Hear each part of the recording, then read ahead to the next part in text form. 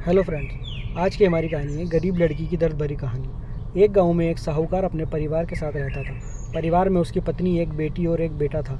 शानदार बंगला, नौका चाकर, गाड़ियाँ और सब शान और शौकत का सामान था उसके पास। गरीब लोगों को बहुत ज़्यादा सूद यानी ब्याज पर कर्जा देना उसका धंधा था। अक्सर लोग तंगी के दिनों में या किसी त्यौहार या ब्याह शादी के मौके पर उस साहूकार से कर्ज ले लेते थे। जब फसल अच्छी होती तो थोड़ा थोड़ा करके उतारने लगते, लेकिन जिस वर्ष सूखा पड़ता तो कर्ज तो छोड़ो, गांव वाले सूद तक नहीं दे पाते। इसी का फ़ायदा उठा हुए साहूकार अपनी ज़मीनों पर कब्जा कर लेता, कब्जा कर उन्हें बेच देता और खूब पैसे कमाता। इस धंधे में उसका बेटा भी उसकी मदद करता। दोनों बाप बेटा हर समय किसी न किसी गरीब की ज़मीन हड़पने की योजना ही बनाते रहते। एक दिन शहर से एक व्यापारी आया और साहूकार से गांव में ज़मीन खरीदने की इच्छा बताई। साहूकार की खुशी का ठिकाना न रहा। घर बैठे बिठाए ज़मीन का ग्राहक मिल गया। साहूकार ने उस व्यापारी को बहुत सी ज़मीनें दिखाईं जो उसने कर्जे के बदले गांव वालों से हथिया ली थी, लेकिन उस व्यापारी को कोई भी ज़मीन पसंद न आई। गांव में घूमते हुए व्यापारी को एक ज़मीन का टुकड़ा पसंद आया। उसने साहूकार से उस ज़मीन के बारे में पूछा तो साहूकार सोच में पड़ गया। गरीब लड़की की दर्द भरी कहानी, असल में वह ज़मीन तो एक बिन माँ बाप की लड़की की थी जो वहाँ पर रहती थी। उस लड़की के माँ बाप ने साहूकार से 20,000 रुपये कर्ज लिया था, मगर उसे चुकाने से पहले ही उनकी मृत्यु हो गई। बेसहारा लड़की की हालत देखकर गांव की पंचायत ने साहूकार से उस ज़मीन पर कब्ज़ा न करने को कहा। भला पंचायत की बात कैसे टाल सकता था साहूकार, मगर दिल में हमेशा ही उस ज़मीन पर कब्ज़ा करने की बात सोचता रहता था। आज व्यापारी की इच्छा सुन उसका लालच बाहर आ गया और उसने ज़मीन पर कब्ज़े का मन बना लिया। कर्जे के सारे कागजात लेकर वह उस लड़की के घर पहुंचा और कर्जा वापस करने की बात कही। जब लड़की ने अपनी दुर्दशा बताते हुए और समय मांगा तो साहूकार ने कब्ज़ा करने की धमकी दी। कब्ज़े की धमकी सुन वह लड़की पंचायत के मुखिया के पास गई और उसकी ज़मीन को बचाने की दुहाई लगाई।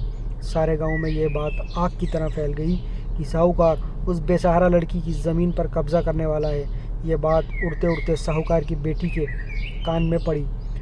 उसने पिता के लालच की बात सुन उसके मन में बहुत दुख हुआ और उसने अपने पिता से इस बारे में बात करने की कोशिश की, लेकिन साहूकार को तो सिर्फ बहुत बड़ा मुनाफा ही दिख रहा था। उसे बेसहारा लड़की की दुर्दशा या अपनी बेटी की निवेदन का कोई असर न हुआ और उसने उस ज़मीन पर कब्ज़े का ऐलान कर दिया। साहूकार की बेटी ने भी ज़िद पकड़ ली कि उस लड़की की ज़मीन पर कब्ज़ा न होने देगी, पर अपनी एक न चलती देख उसके दिमाग में एक ही योजना सूझी।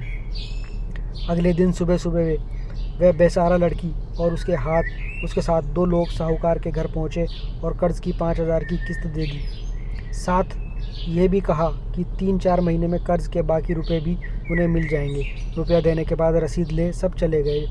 चूँकि अब किस्त मिल गई थी, इसलिए पंचायत ने भी कब्ज़ा नहीं करने दिया। साहूकार बहुत परेशान था कि आखिर उस लड़की के पास इतना रुपया आया कहाँ से।